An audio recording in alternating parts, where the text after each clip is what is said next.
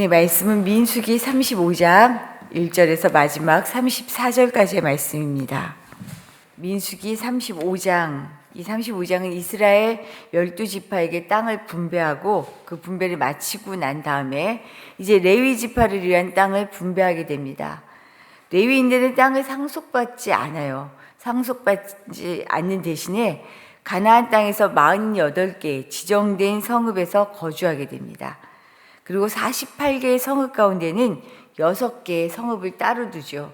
이것은 뭐냐면 실수로 살인을 저지른 사람들을 위한 도피성으로 구별합니다. 레위 지파에게만 땅 분배를 다르게 하는 이유, 그리고 도피성을 두게 하신 이유, 이것을 오늘 통하여서 우리에게 주시는 교훈을 살펴보려고 합니다. 먼저는 자신의 몫을 아는 것이 지혜입니다. 자신의 몫을 아는 것이 지혜다. 레위 지파는 다른 지파들과 동일한 방식으로 땅을 분배받지 못하죠. 그들은 성막과 제사를 담당해야 하기 때문에 이스라엘의 12지파의 공동체 안에서 함께 생활하게 됩니다. 레위인들은 다른 지파들처럼 땅을 분배받지 못하기 때문에 레위 지파를 위해서 각 지파에게 할당된 지역에서 몇몇 성읍과 그 주변 목초지를 제공해야 해요. 이곳이 레위인들이 거처할 수 있는 곳이었습니다. 그래서 레위인들은 다른 지파들처럼 특정 지역에서 함께 사는 것이 아니고 각 지파에서 제공할 흩어져 있는 48개의 성읍에 들어가서 그곳에서 살아야 했어요. 흩어져서, 지파가 묶여서 사는 게 아니라 흩어져서 살게 되는 거죠. 이를 위해 이스라엘 12지파는 반드시 자신에게 주어진 땅 중에서 선택하여 레위인들을 위해 제공해야 합니다. 여호수아 21장을 보면 실제로 각 지파에게 할당된 레위인들을 위한 성읍이 언급이 돼요. 여호수아 21장에 보면 대체로는 각 지파에서 4개의 성읍을 제공하는데 이것도 다 그렇진 않아요. 거의가 그렇게 제공하지만 이 가운데는 더 많은 성읍을 제공하는 지파도 있고요. 또 하나의 성읍만 제공하는 지파도 있어요. 이런 식으로 더 적게 제공하는 지파, 많이 제공하는 지파가 있습니다. 그 이유를 정확히 알 수는 없는데 아마도 지파별 인구수와 관련된 것이 아닐까라고 추측을 하고 있어요. 이처럼 레위인들에게는 땅이 할당되지 않았기 때문에 농사를 지을 수는 없었습니다. 하지만 이들 레위인들을 위해 제공되는 48개의 성읍에는 주변의 목초지까지 포함이 되어 있어요. 그래서 레위인들은 이 목초지에서 자신들의 재산인 가축과 짐승들을 기를 수 있습니다. 이것이 이제 3절의 말씀인데요. 우리 3절 말씀 한번 같이 읽어볼까요? 3절입니다. 성읍은 그들의 거처가 되게 하고 초장은 그들의 재산인 가축과 짐승들을 둘 곳이 되게 할 것이라. 여기서 가축과 짐승을 구별하고 있어요. 우리가 생각할 땐 그냥 같은 거 아닌가라고 생각하는데 여기에서의 가축은 대체로 하나님께 제사 드릴 수 있는 정결한 짐승, 소나 염소 그리고 양을 의미하고, 짐승은 부정해서 제사를 드릴 수는 없지만 낙이나 낙타같이 일할 때나 운반할 때 부리는 짐승들을 가리킨다라고 이야기해요. 레위 지파를 위한 성읍들에 대한 이 규정들을 보면 사실은 이런 생각을 해요. 지파마다 해야 할 몫과 역할이 다르구나. 레위인은 제사를 관장해야 되고 이것을 준비해야 하고, 그래서 자기 지파들끼리만 모여 사는 것이 아니라 워낙 지파가 많잖아요. 이 수가. 그러니까 그 지파 안에 들어가 있어야 되는 거예요. 그리고 이 레위인들을 위해서는 각 지파에서 어떻게 해요? 자기들의 몫을 내어주어야 해요. 성읍을 제공해야 해요. 자기들의 몫이 다릅니다. 그리고 그 규모에 따라서 할당하는 성읍도 달라져요. 모든 지파가 다 똑같은 수를 제공하지 않아요. 이것은 자신의 몫이 다르다는 거죠. 해야 할 역할이 다르다라는 것을 이야기하는 거죠. 그렇기 때문에 자신의 몫과 역할을 알고 행하는 것 너무나 중요합니다. 살다 보면 우리 그러잖아요. 다른 사람의 것이 커 보여요. 다른 사람이 가지고 있는 것은 더 좋아 보여요. 다른 사람이 하는 일은 귀한데 내가 하는 일은 별거 아닌 것처럼 느껴질 때가 많아요. 그렇지 않다는 거예요. 하나님 보시기에는 역할이, 몫이 다를 뿐이지 누구의 것은 좋고 누구의 것은 좋지 않고 어떤 일은 귀하고 어떤 일은 귀하지 않고 이런 것이 없다는 거죠. 사람이 그렇게 판단하고요. 사람이 그렇게 여길 뿐이에요. 역할이 다르고 몫이 다를 뿐입니다. 중요한 것은요, 역할과 몫이 다른데 내 몫이 무엇인지를 알고 내 역할을 잘 감당하는 것, 이것이 중요하다라는 거죠. 별거 아닌 것 같아 라고 생각하는 그 일을 하지 않으면 세상이 돌아가지 않아요. 청소하지 않는 세상 생각해 보세요. 어떻게 될지. 집에서 밥하는 사람이 없을 때 세상이 어떻게 돌아갈지. 정말 우리의 몫을 알고 내 몫을 귀하게 여기며 소중히 여기며 생활하는 것, 이것이 하나님께서 주신 우리의 삶의 본분이 아닌가 다시 한번 생각하게 됩니다. 우리가 우리에게 주어진 몫을 잘 알고 감당할 수 있는 오늘 복된 날 되시기를 축복합니다. 레위인들은 이렇게 48개의 성읍을 받았죠. 그런데 이 가운데 동편과 서편에 각각 3개씩의 도피성을 지정해서 부지 중에 실수로 살인죄를 지은 사람들의 피난처를 삼게 하십니다. 이것이 11절과 12절 말씀이에요. 우리 11절, 12절 말씀 다시 한번 읽어보겠습니다. 너희를 위하여 성읍을 도피성으로 정하여 부지 중에 살인한 자가 그리로 피하게 하라. 이는 너희가 복수할 자에게서 도피하는 성을 삼아 살인자가 회중 앞에 서서 판결을 받기까지 죽지 않게 하기 위함이니라. 도피성을 삼는 이유가 여기에 나오죠. 실수로 살인한 자가 재판을 받기 전까지 피해자의 친족으로부터 보복을 당하지 않도록 도피성에 피하게 하신 것입니다. 이것을 통해 우리에게 주시는 두 번째 교훈을 살필 수 있는데요. 하나님은 결과보다 동기를 더 중요하게 여기신다. 결과보다 동기를 중요하게 여기신다 하는 사실이에요. 16절에서 21절에는 고의적인 살인에 대한 규례가 나옵니다. 그리고 22절에서 29절은 우발적인 살인에 대한 규례가 나와요. 둘을 나누어서 설명해요. 다르게 취급한다는 것입니다. 고의적인 살인은 죽음을 면하기 어려워요.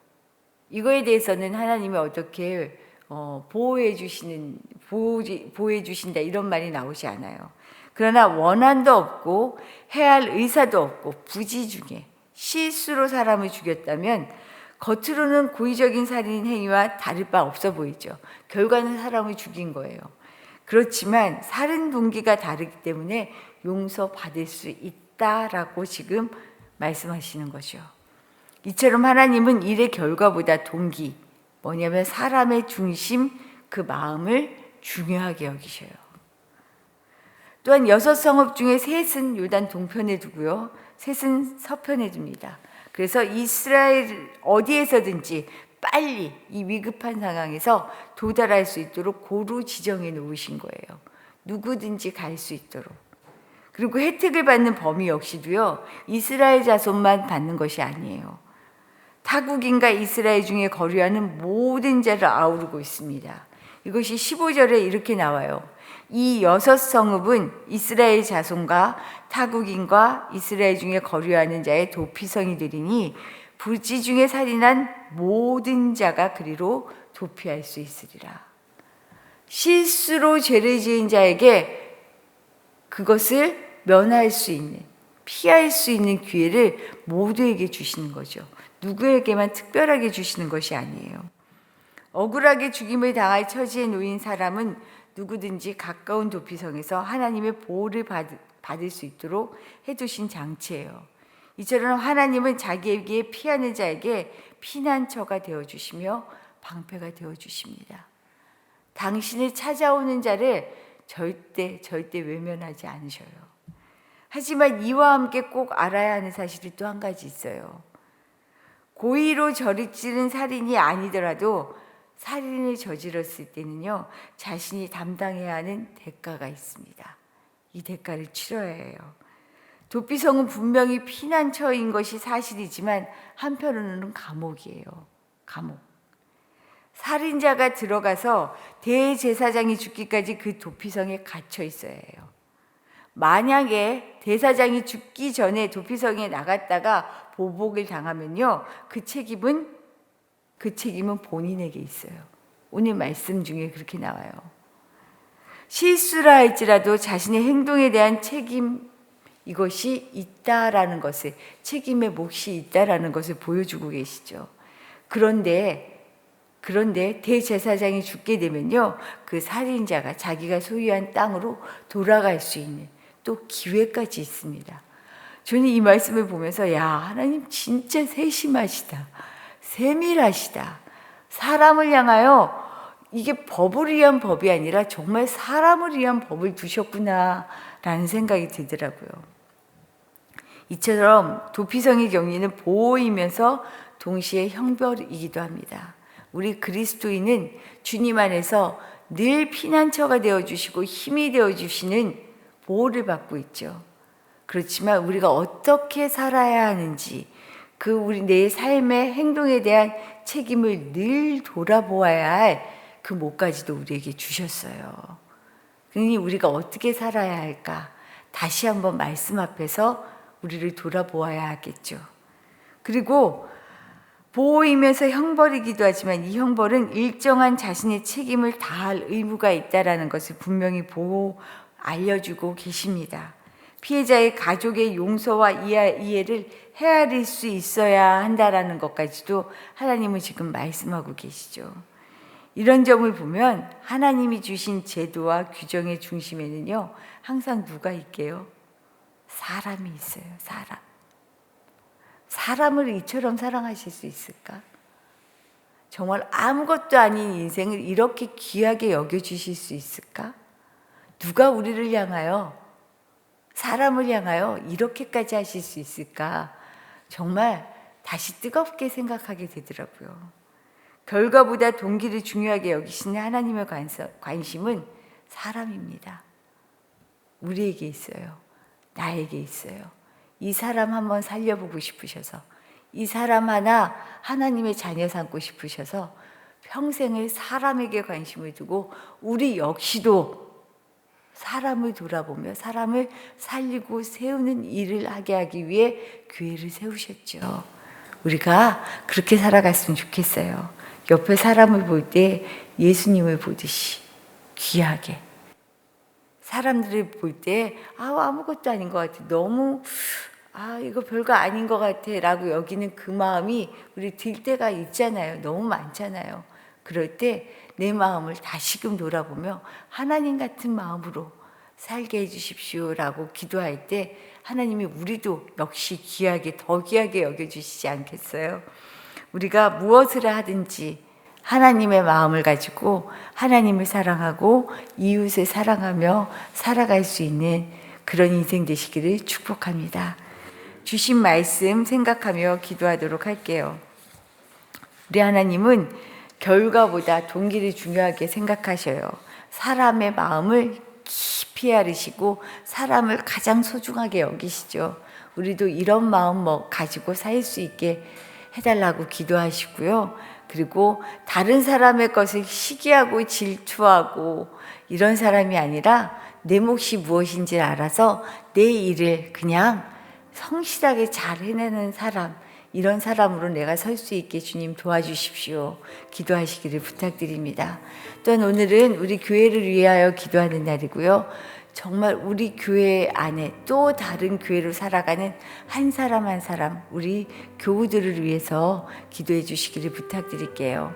우리 교회가 사람을 살리고 세우는 교회, 복음의 내일이 있는 교회 되게 해주시고요.